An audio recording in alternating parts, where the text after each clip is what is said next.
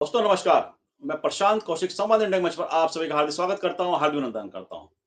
आप जैसे जानते हैं भारत की अगर राजनीति की बात करें, तमाम तरह के ऐसे प्रसंग हैं देश की राजनीति में जहां पर व्यंग को, कटाक्ष को, आलोचना को तमाम तरह से उसे परिभाषित भी किया गया और व्यंग कटाक्ष की एक बड़ी परंपरा भारतीय राजनीति के अंदर रही है, भारतीय लोकतांत्रिक व्यवस्था में रही है। और अगर हम देखें तो पूर्व की बात करें, पंडित नेहरू जी के समय की अगर हम बात करें, उस समय तमाम ऐसे प्रसंग सामने आते हैं, जो बड़े लोग हैं, जो अनुभवी लोग हैं, बताते हैं कि पंडित नेहरू कैसे अपनी आलोचना को सम्मान देते थे, जो उनकी आलोचना करने वालों को वह कभी उसका बुरा भी नहीं मानते थे, उस व्यक्ति को सम्मान भी देते थे। और तमाम ऐसे किस्से कहानियां पंडित नेहरू से जुड़ी हुई हैं। उसके बाद भी जो राजनीति के कालखंड रहे हैं देश की राजनीति में विभिन्न तरह के, उसमें तमाम ऐसे व्यंग कटाक्ष बड़े बड़े अगर कहें सीमा भी लांघ गए, ऐसे कटाक्ष के भी मतलब बहुत सारे किस्से कहानियां भारतीय राजनीति के अंदर। और चाहे इंदिरा गांधी हो, चाहे राजीव गांधी हो और अटल बिहारी वाजपेयी रहे हों, तमाम बड़े नेताओं के को लेकर भी बहुत तरह के राजनीतिक कटाक्ष पार्लियामेंट के अंदर या पार्लियामेंट के बाहर सड़कों पर खूब कहे गए हैं। और सोनिया गांधी को लेकर भी तमाम बातें अभी भी कही जाती हैं। आप सब जानते हैं सोशल मीडिया में किस तरह से विश्वमन गांधी परिवार के लिए भी किया जाता है और तमाम बड़े नेता जो दूसरी पार्टी के भी रहे हो, सबके लिए कहीं न कहीं ऐसी हल्के स्तर की बातें भी कही जाती हैं। और प्रधानमंत्री जो वर्तमान मोदी जी हैं, वो तो कई बार कह भी चुके हैं कि आलोचना मतलब मुझे प्रेरणा प्रदान करती है, जिस तरह की उनकी कटु आलोचना होती है, उसके लेकर वे कई बार उसको कह भी चुके हैं, मेरे लिए वे एक टोनी का काम करते हैं, प्रेरणा का काम करते हैं। लेकिन अभी हाल ही में जो कॉमेडियन है, stand up comedian Kunal Kamra, उन्होंने जो एक अपना व्यंग के तौर पर जो गाना गीत गाया उन्होंने, या व्यंग जिस तरह से कटाक्ष उन्होंने एक तरह से किए मुंबई के महाराष्ट्र के नेता को लेकर, उसको उससे जोड़ा गया उन बातों को। हालांकि उसे उनका कहना है कामरा का कि मैंने किसी का नाम नहीं लिया है, लेकिन जिस तरह के उसके पश्चात एकनाथ शिंदे के जो शिवसेना है, उनके जो कार्यकर्ताओं ने आक्रोश जाहिर किया और तमाम विवाद उस घटना के बाद बढ़ गए। ऐसे में बात ये आती है कि जो अभिव्यक्ति की स्वतंत्रता है या अभिव्यक्ति की स्वच्छंदता, दोनों में कितना एक बारीक अंतर है, कितना महत्वपूर्ण अंतर है। और अभिव्यक्ति या कटाक्ष या व्यंग किया जाना कहाँ तक उचित है? क्या आज के जो राजनेता हैं, अगर हम पूर्व के राजनेताओं की बात करें, क्या उनकी सहनशीलता में अंतर आ चुका है? तो इन सब बातों पर चर्चा करने वाले देश के बहुत बड़े साहित्यकार, कवि आज हमारे से चर्चा में शामिल हैं। उनसे हम जानेंगे आखिरकार, क्योंकि कवि सम्मेलनों के मंच पर हम खूब देखते हैं, खूब तरह की आलोचना कवि अपने हिसाब से करते हैं, व्यंग करते हैं, कटाक्ष करते हैं। तो क्योंकि इस पूरे सिस्टम से, पूरी परंपरा से जुड़े हुए हैं वे, उनसे जानेंगे आखिरकार जो परिवर्तन समाज की या राजनीति के अंदर आ रहा है, उसके पीछे कौन से ऐसे कारण है, वे समझते हैं। उनका परिचय मैं आप सबसे करा देता हूँ। वहाँ से डॉक्टर रामगोपाल भारती जुड़ गए हैं, बहुत-बहुत स्वागत करता हूँ, बहुत-बहुत अभिनंदन करता हूँ। नमस्कार। डॉक्टर रामगोपाल जी बैंकर रहे हैं और वरिष्ठ कवि हैं, वरिष्ठ साहित्यकार हैं। देश के विभिन्न जगह पर वह कवि सम्मेलनों के मंच को सुशोभित करते हैं, संचालन भी करते हैं मंचों का। और किस तरह से साहित्य के अंदर राजनीति का भी कहीं न कहीं इन्वॉल्व रहता है। किसी भी चीज़ को हम बात करें कि तमाम तरह के उस पर टीका-टिप्पणी भी होती है मंचों पर, व्यंग भी किए जाते हैं, कटाक्ष भी होता है, क्योंकि बड़ी महान परंपरा, जैसे मैंने अपने वक्तव्य में कहा कि बड़ी महान परंपरा देश की लोकतांत्रिक व्यवस्था और राजनीति में समाहित रही है कि जो समकालीन राजनेताओं को लेकर कवि हों या साहित्यकार हों या लेखक हों या बुद्धिजीवी वर्ग हों, अपनी-अपनी अभिव्यक्ति को विभिन्न तरह से प्रदर्शित करते हैं, उपमाओं के द्वारा प्रदर्शित करते हैं। और मुझे तो ध्यान है कि ये समाचार पत्रों की अगर बात करें, कार्टूनिस्ट कॉलम उसमें आता था और बड़े-बड़े कार्टूनिस्ट हुए हैं जो मतलब बड़े-बड़े नेताओं के जो कार्टून प्रतिदिन बनाते थे और पाठक उनको देखे बिना अपना अखबार पढ़ना ही पूरा नहीं मानता था। तो ऐसी बड़ी बहुत सारी किस्से कहानियाँ हैं। तो डॉक्टर साहब, आपको क्या लगता है कि वर्तमान का जो दौर है और अगर पूर्व दौर की बात करें, उसमें कितना अंतर आ चुका है? क्या आज के राजनेताओं में वो सहनशीलता नहीं रही है, या व्यंग की सीमा मतलब सीमाएँ जो होनी चाहिए, जो एक कहीं न कहीं दायरा होना चाहिए, उसको लांघ चुका है, इसलिए तमाम तरह की समस्याएँ सामने आ रही हैं, क्या लगता है आपको? प्रशांत जी, पहले तो संवाद इंडिया का बहुत आभार कि वो ऐसे ज्वलंत विषयों पर और सामयिक जो विषय हैं उन पर वार्ता आयोजित करता है। इस संबंध में केवल राजनीति की नहीं, जो सामाजिक क्षेत्र में भी जो सहिष्णुता है हमारी, वो बहुत ही एक तरह से कह सकते हैं कि घटती जा रही है। क्योंकि राजनीतिक व्यंग और सामाजिक व्यंग का एक इतिहास रहा है। व्यंग एक पूरी अलग विधा है साहित्य की। और आप जानते हैं, हमारे सुनने वाले और देखने वाले जानते हैं कि श्रीलाल शुक्ल का जो राग दरबारी है, उसको पूरा जो उपन्यास है, पूरा जो ग्रंथ है, वो केवल व्यंग विधा पर ही आधारित है। और इतने तीखे तीखे व्यंग हमारे राजनीतिज्ञ के सामने आए हैं न केवल नेहरू के समय में बल्कि अटल बिहारी वाजपेयी के समय में भी, जिसे वो साहित्यकार होने के नाते सहजता से स्वीकार भी करते थे, मुस्कुराते रहते थे। और भी आगे जाकर देखें तो आप सब जानते ही हैं कि लालू प्रसाद यादव के समय में, और जब वो सामने बैठे होते थे, तो राजू श्रीवास्तव एक बहुत जो कॉमेडियन है जाने माने थे, जिनका देहांत हो चुका है, वो राजू श्रीवास्तव उनके मुंह पर ही, उनके सामने ही उन पर कटाक्ष करते थे और ऐसे ऐसे व्यंग करते थे कि अगर सामान्य तौर पर कोई देखे तो बहुत बुरा मान जाए। लेकिन क्योंकि व्यंग एक विधा है और साहित्य की विधा है, और दूसरे हम सबके लिए एक मनोरंजन का साधन भी है, क्योंकि कोई भी व्यंग्यकार हो, कोई भी कॉमेडियन हो, वो केवल अपनी कला का प्रदर्शन करता है, उसके अंदर द्वेष भाव या जानबूझकर कोई वो नहीं करता। इसी तरह से जो वर्तमान प्रकरण है, जिसमें कुणाल कामरा ने जो पैरोडी गाई है, आप जानते हैं कि फिल्मी गानों की या दूसरे जो गाने हैं उनकी पैरोडी लोग बनाकर करते हैं, तो इन्होंने वर्तमान व्यवस्था जो है उस पर कटाक्ष किया है।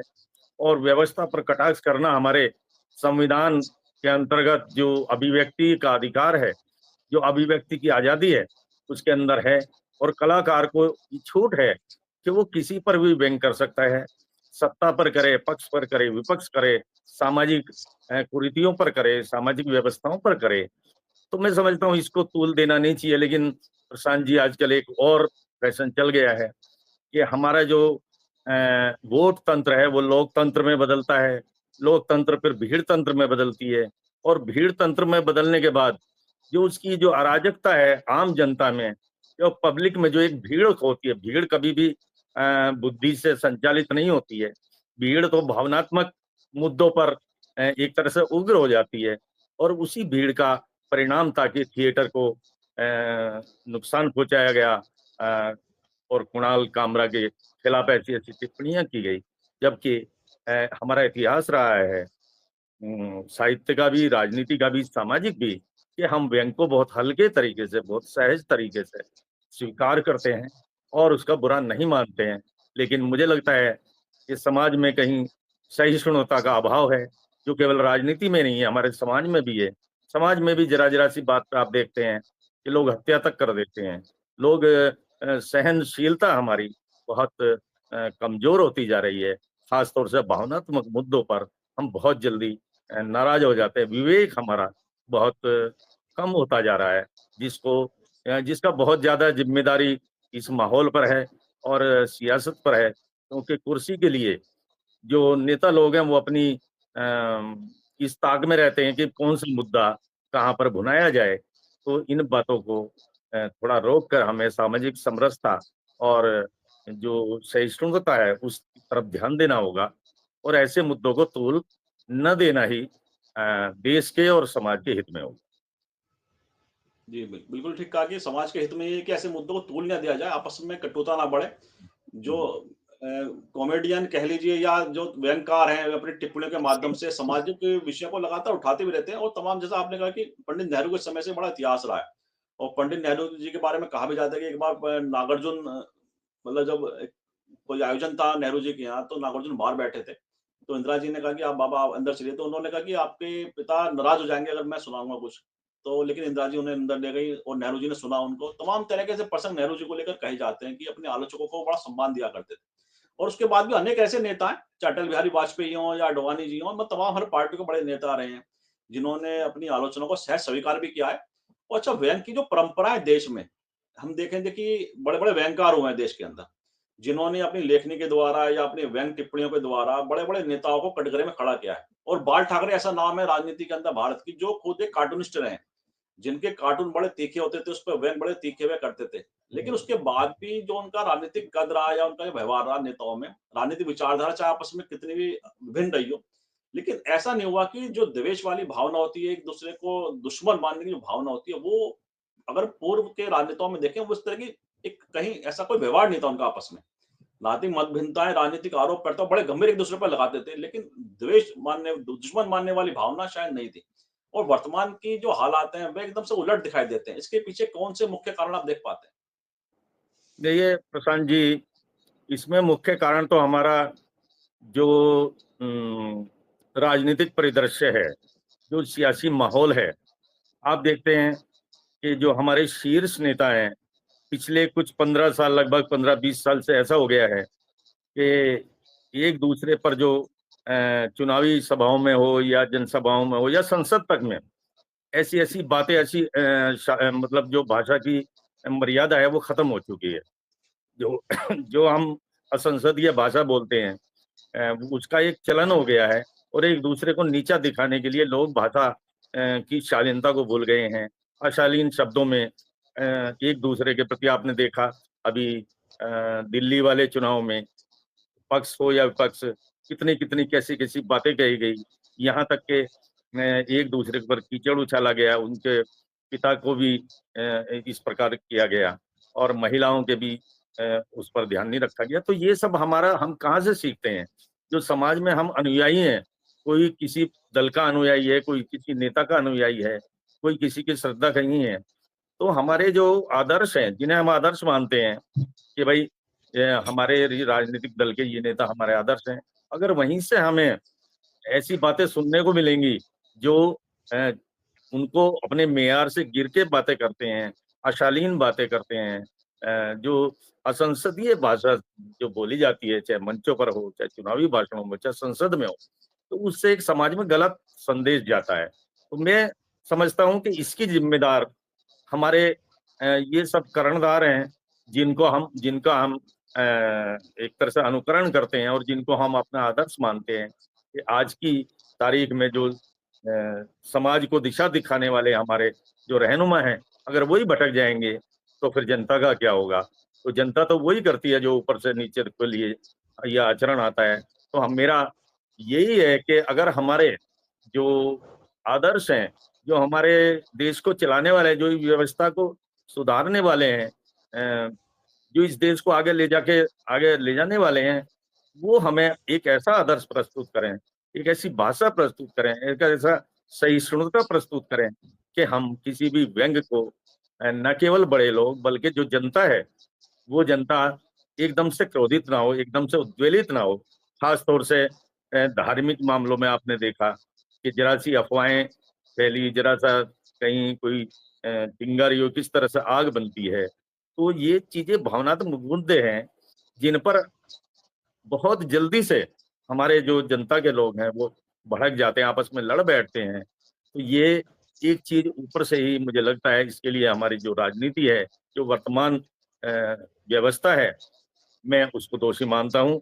और जो इस बीच में इसका जरूर हाथ है सोशल मीडिया का, जो गलत सलत और फेक न्यूज फैलाते हैं।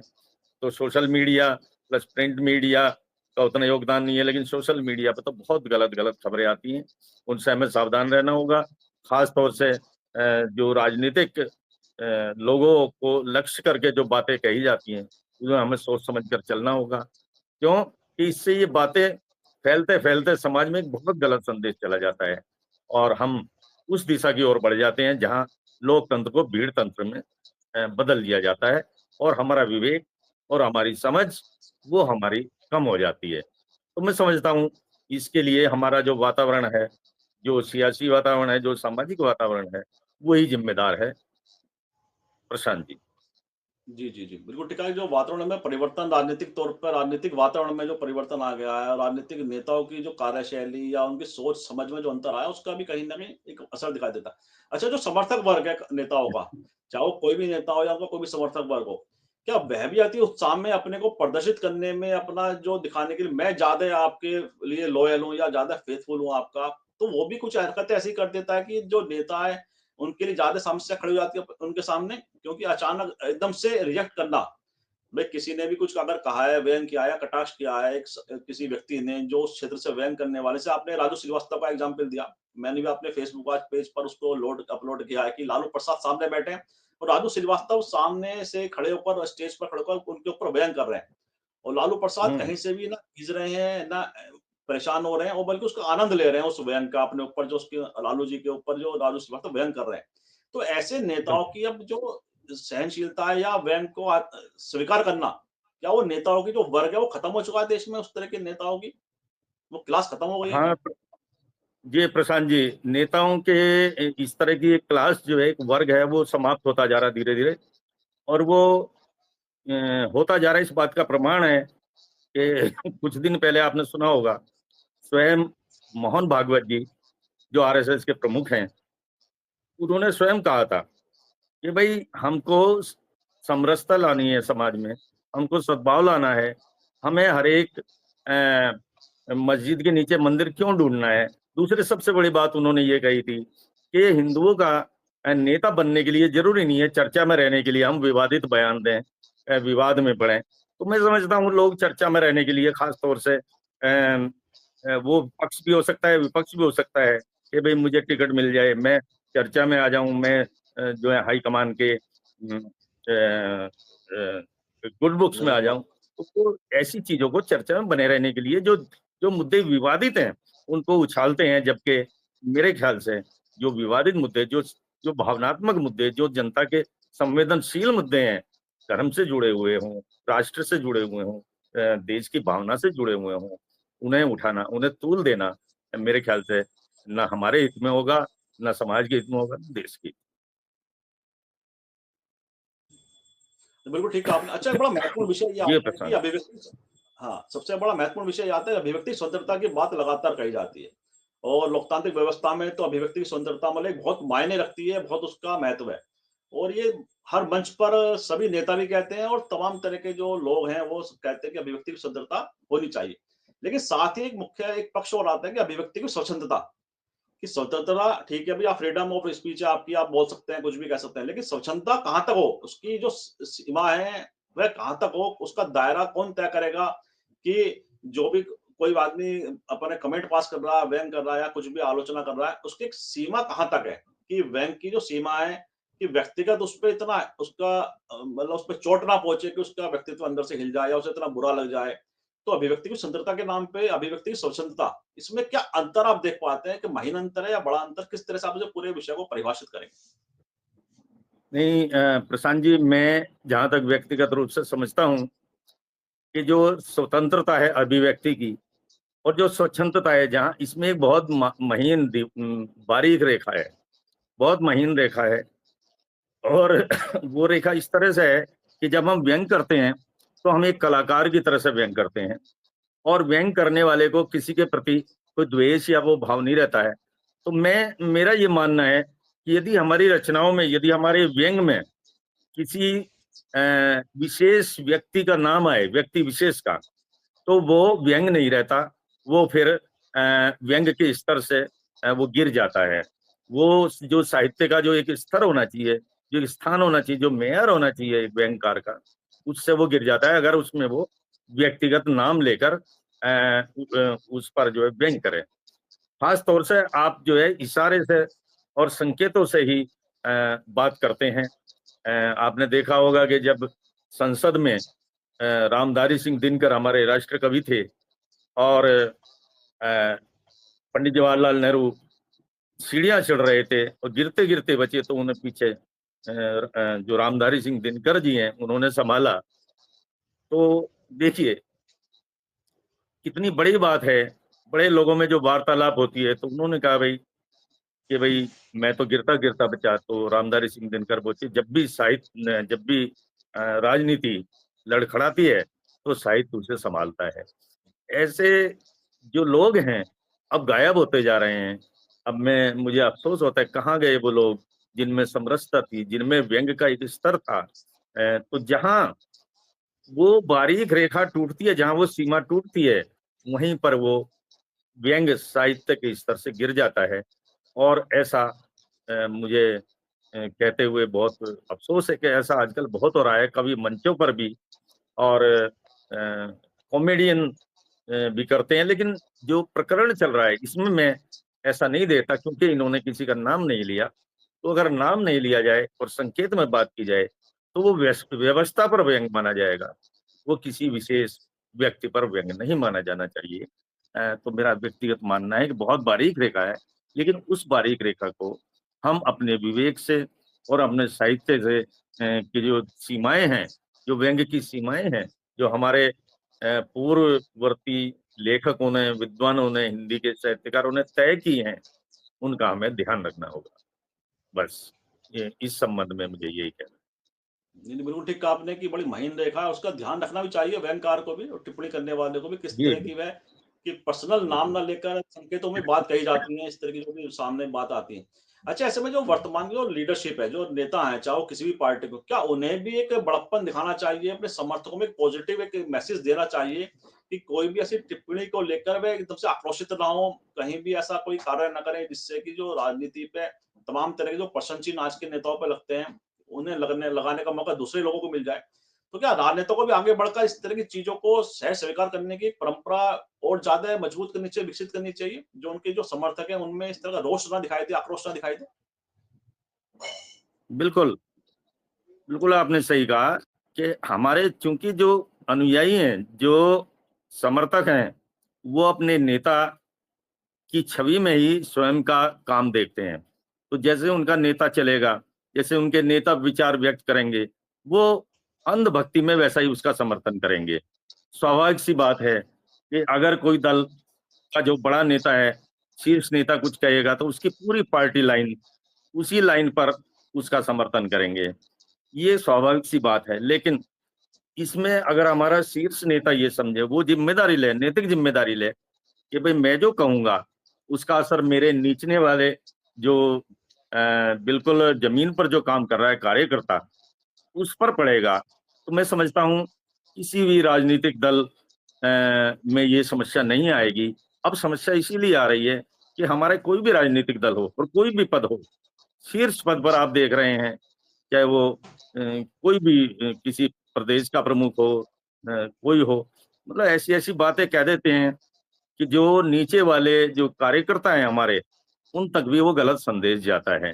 जो समाज में जो विद्वेष है, वो बढ़ता ही जाता है, जो खाई है भाईचारे की हमारी, जो परंपरा है, वो टूटती नज़र आती हैं।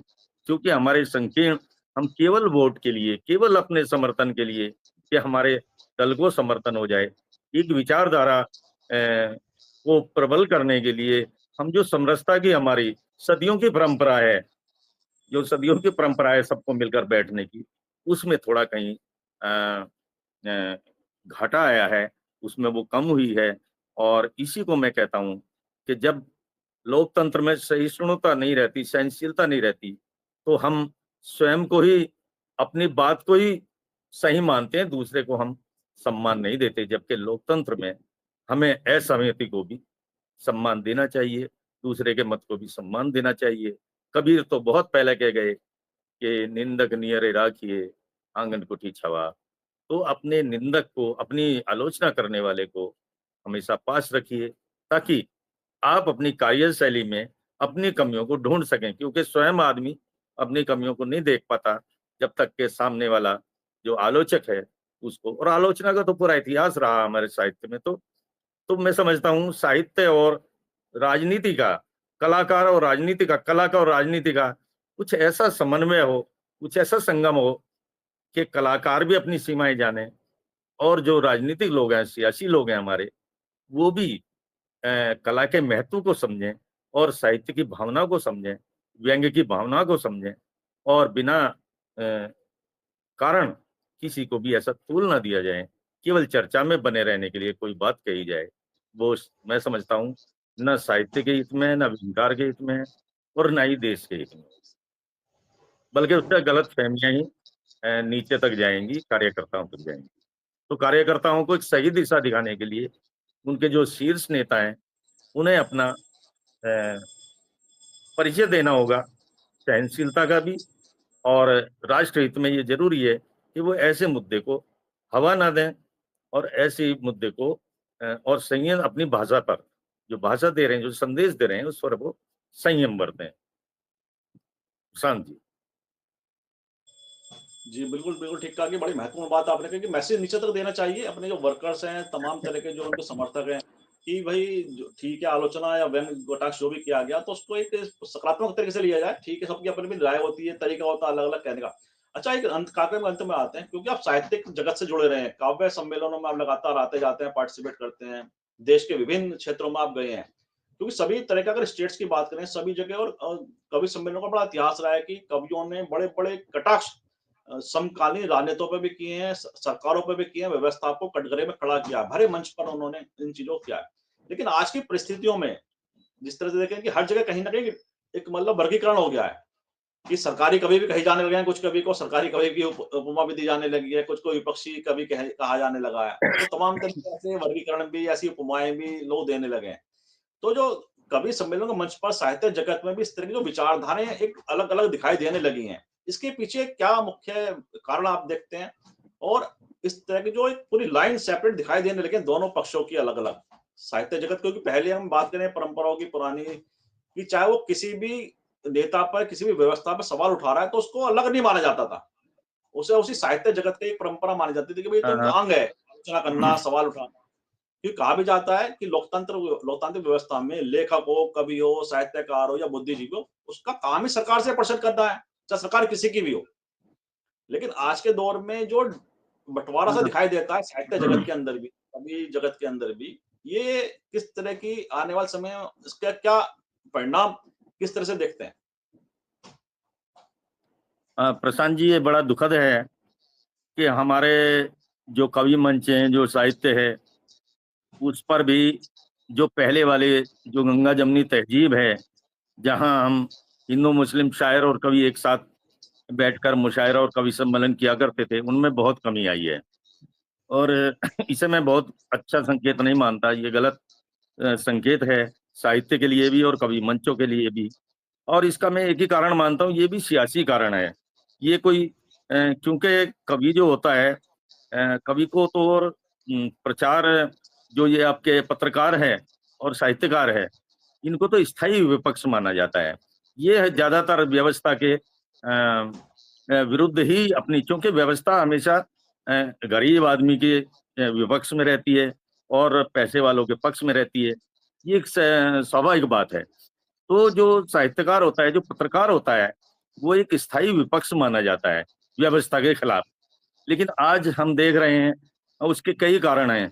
उसका एक कारण तो यही है कि जो साहित्यकार हैं, कुछ साहित्यकार तो पुरस्कारों की लाइन में खड़े होते हैं।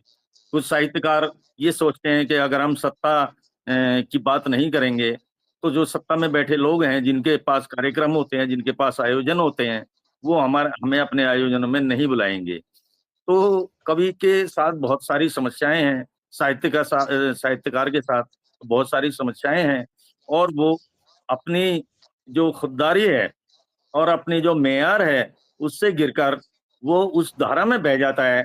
और इसमें बहुत सारे ऐसे भी हैं जो उसमें नहीं बहते, दृढ़ रहते हैं अपने साहित्य कर्म पर। लेकिन मैं देख रहा हूँ कि बहुत सारे लोग इस धारा में बह जाते हैं, इस भेड़-चाल में बह जाते हैं, और वो जो सत्ता में जो सत्ता होती है, उसके पक्ष में बोलना शुरू कर देते हैं। या जैसा माहौल राजनीतिक बनता है, सियासी बनता है, आजकल जो मुशायरे हैं, उनमें भी ऐसी अप्रिय बातें सुनने को मिली हैं, कवि सम्मेलनों में भी मिलती हैं। कई बार जो मंच पर ही अप्रिय बातें हो जाती हैं। तो मैं समझता हूँ ये हमारे अदब के लिए भी, साहित्य के लिए भी ये बहुत ही जो है एक नुकसान देने वाली चीज़ है, और धीरे-धीरे, धीरे-धीरे ये स्वीकार्य होती जा रही है। मुझे दुःख इस बात का है कि जो हमारे दर्शक हैं, जो हमारे श्रोता हैं, वो धीरे-धीरे ये स्वीकार करने लगे हैं कि भई, जो मंच पे तालियाँ बजाने के लिए आप किसी को गालियाँ दीजिए, किसी को चरित्र हनन कीजिए। आपने देखा मंचों पर बड़े-बड़े जो हमारे आदर्श हैं, जो हमारे इवन गांधी तक को भी बिल्कुल। जिसको दुनिया के मतलब 100 से ज़्यादा देशों में जिसको पूजा जाता है, जिसकी प्रतिमाएँ हैं, जिसमें एक सर्वमान्य अहिंसा का पुजारी जिसे घोषित किया गया है, उस ऐसे गांधी जी के विरुद्ध, नेहरू जी के विरुद्ध, और पुराने हमारे ऐसे जो आदर्श हैं, जो राष्ट्र निर्माता हैं, अम्बेडकर हैं, मतलब उनके विरुद्ध जब मंच पर कोई बात होती है, तो वो साहित्य के क्षेत्र में तो बिल्कुल नहीं आ सकती। उसे तो हम कविता या काव्य या साहित्य बिल्कुल नहीं कह सकते। तो इस तरह की चीज़ों से हमें बचना होगा। जो ख़ास तौर से हमारे कवि बंधु हैं या कवयित्रियाँ हैं, जो शायर हैं, उनको तो निष्पक्ष रहना चाहिए। उनको तो व्यवस्था अगर खराब है, तो उसके विरुद्ध लिखना चाहिए। गरीब आदमी के पक्ष में लिखना चाहिए। साहित्यकार को तो धर्म ही ये है कि वो समाज के उस कमजोर पक्ष को रखे, उसके लिए लिखे आम आदमी के, इसकी जबान नहीं है, उसको जबान दे, उसको शब्द दे। और आज इसका उल्टा हो रहा है। जो आप देख रहे हैं कि जो आयोजन है, जो आयोजक हैं, वो भी लामबंदी कर रहे हैं, वो भी जो है पक्ष विपक्ष में बट गए हैं। और समाज में एक ऐसा संदेश जो पहले जाता था समरसता का, कि भाई हिंदू मुस्लिम सिख ईसाई हैं आपस में भाई भाई, वो भावना अब कहीं देखने को नहीं मिलती है, ना ही सांस्कृतिक कार्यक्रमों में, ना ही साहित्यिक कार्यक्रमों में, और ना ही सामाजिक आयोजनों में। ये बहुत कम होती जा रही है। और ये भविष्य के लिए और हमारे देश की एकता के लिए, लोकतंत्र के लिए भी एक बहुत ज्यादा शुभ संकेत नहीं है। तो मेरा सभी से यही निवेदन है कि खास तौर से साहित्य में सियासत को न लाएं, धर्म को न लाएं, क्योंकि साहित्य तो जोड़ने की चीज है, सबको जोड़ता है, तोड़ता नहीं है। साहित्य का मतलब ही है कि सबके हित के लिए जो काम किया जाए, वही साहित्य है। तो हम जोड़ने की बात करें, तोड़ने की बात कभी ना करें। और व्यंग्यकार के मामले में भी मेरा यही कहना है कि यदि समाज में विवाद होता है तो हम उस विवाद को समाप्त करें, उसको सहज रूप में लें, उसको साहित्य के रूप में लें, उसको व्यंग्य के रूप में लें, ना कि राजनीतिक कटाक्ष के रूप में। प्रशांत जी। बिल्कुल ठीक कहा आपने कि जो कटाक्ष है या व्यंग है उसको एक मतलब सकारात्मक तौर पे लेना चाहिए और जैसे समाज के हर क्षेत्र में हम देख रहे हैं कहीं न कहीं जो वैचारिक पतन हुआ है, उसका असर सब जगह दिखाई देता है और कोई भी अपनी आलोचना को सहज भाव से लेने को तैयार नहीं है अब। अब वो जो पुराने राजनेता थे, उनके तो किस्से कहानियाँ ही रह चुके हैं कि वो किस तरह से अपनी आलोचना को बर्दाश्त करते थे और सम्मान आलोचक को देते थे। लेकिन आज के दौर में ये बड़ा कठिन सा प्रतीत होता है। तो ऐसे में जो सीनियर लीडरशिप है देश की, चाहे वो किसी भी पार्टी को, उन्हें कम से कम इस चीज़ को समझना होगा कि अगर समाज में कटुता, द्वेष ऐसे ही बढ़ता रहा तो समाज के लिए वो अच्छा नहीं है कहीं न कहीं। वह नुकसान करेगा पूरी सामाजिक व्यवस्था को भी, पूरे सिस्टम को भी, पूरी लोकतांत्रिक व्यवस्था के लिए अच्छा संकेत नहीं है।